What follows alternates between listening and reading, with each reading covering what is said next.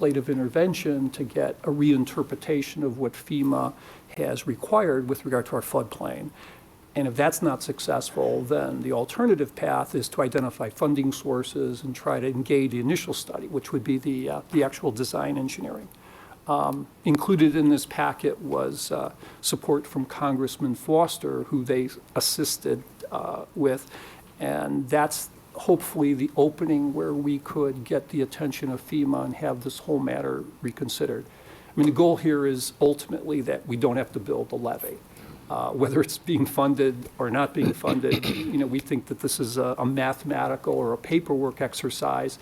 And if we could get the attention of folks that can also share that opinion with us, perhaps we could get the map changed without doing that work. So that's our ultimate goal. The fees for this consulting agreement are $9,500 a month. Any questions? Next resolution, really next two resolutions relate to sub-grant agreements for our community development block grant program. You may recall, or not recall, on June 19th, we had a public hearing at the Legislative and Land Use Committee to consider our 2019 block grant action plan.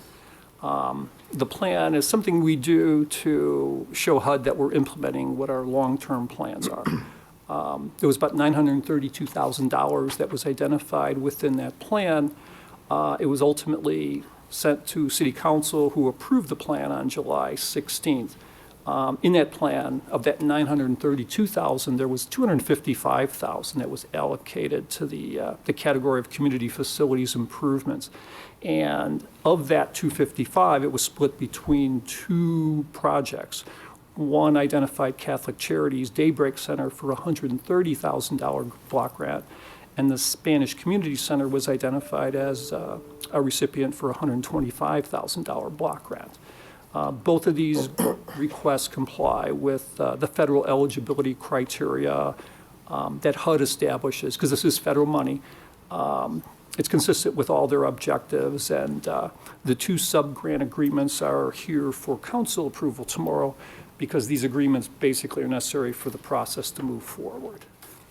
Any questions? Hey, Steve, I came and spoke with you this morning, and I was able to speak this afternoon with Kathleen Langdon from Catholic Charities, who's here. So a couple, I think, little misunderstandings got cleared up. One thing I didn't know was that the only two applicants for this CDBG money for this grant were the Spanish Center and Daybreak Catholic Charities. So I think that's probably important to put out that this is federal money that's basically the city's a pass-through. It's not coming from our taxpayers. Right. But again, I didn't realize, thank you, Ms. Langdon, for clearing it up, that there were only two applicants on this. So changes my perspective a little bit. It is ironic. I went back and watched the meeting from March 5th when Catholic Charities appeared in front of the council, and we were told then that HUD is pulling funds from Daybreak and from Catholic Charities moving forward. So that was a concern of mine, and I think still a concern, though, that, what is the long-term prognosis for Daybreak if we're going to be given $130,000 for a roof? Are we certain that they're going to be viable moving forward? So, but again, I know we spoke about that earlier today. So. Out of curiosity, I'll direct this to Kendall, because you raise an interesting point. There were two applicants for this. How do we tell people within the community that there's a process coming forward for accepting application? Yes, so there's a public notice that goes out, and then there are direct mailings to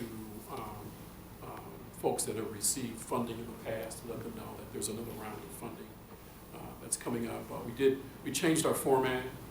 We used to just have a public hearing. And now we're doing that in conjunction with the Land Use Committee, so that there's a committee involved with the vetting of these projects. So going forward, we'll make sure that we get the word out a little bit more as well. Okay, thank you. Next resolution is council memo associated with Council Memo 633-19. And this is a resolution that amends an existing intergovernmental agreement that the city presently has with the Village of Elwood for water system interconnect. In February, the city approved an intergovernmental agreement with Elwood that was really oriented towards providing the entire village with a potential water source if there was an emergency or some sort of planned outage.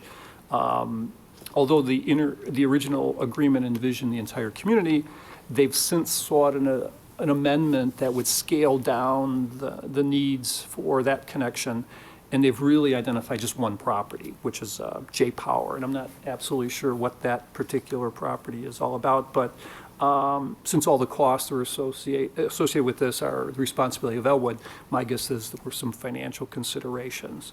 So in effect, that's all this really does. This has been reviewed by our Public Service Committee, who are recommending approval. Any questions? Council Memo 634-19. This is related to a paratransit agreement that the city has with PACE. This is an annual agreement we have, and it provides paratransit services to individuals with disabilities or non-drivers over the age of 60. Approximately 75% of the total funding is provided by PACE, and the remaining 25% is shared between the city and 6 adjoining townships to our community. The total local share, meaning the township plus Joliet, is estimated to be $206,456. Joliet's share is $123,873, or 60% of that. Any questions? The next item is actually going to be removed from tomorrow's agenda. There's some language changes, and this is a resolution authorizing the cost-sharing agreement between PACE, the city, and CenterPoint. So we'll get that on probably the second meeting in December. Under bids and contracts, basically this is a cornucopia of water and wastewater chemicals. So if you like to hear about sodium permagnetate and aluminum sulfite, this is the place you want to go. I won't go through any of these. These were all reviewed tonight by our Public Service Committee meeting, and they're all recommended for approval. That's all I have. Next is public comments. Is there anyone that would like to speak under public comments this evening? Seeing none, there is a request for closed session. Is there a motion to go into closed session to discuss personnel, collective bargaining, land acquisition or conveyance, pending or threatened litigation, after which the meeting will be adjourned? So moved. Second.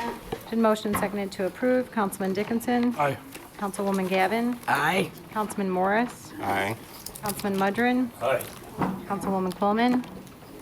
Councilwoman Reardon? Aye. Councilman Turk? Aye. Motion carried.